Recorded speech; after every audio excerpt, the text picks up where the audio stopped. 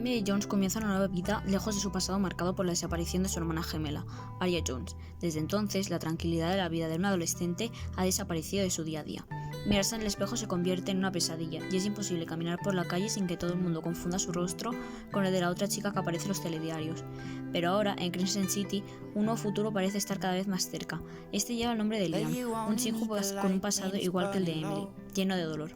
Emily sueña con su hermana, recuerda lo que le hizo y se siente culpable. No pierde la esperanza de que algún día aparezca.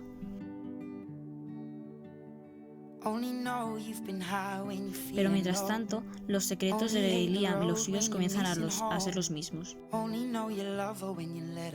La verdad está cada vez más cerca.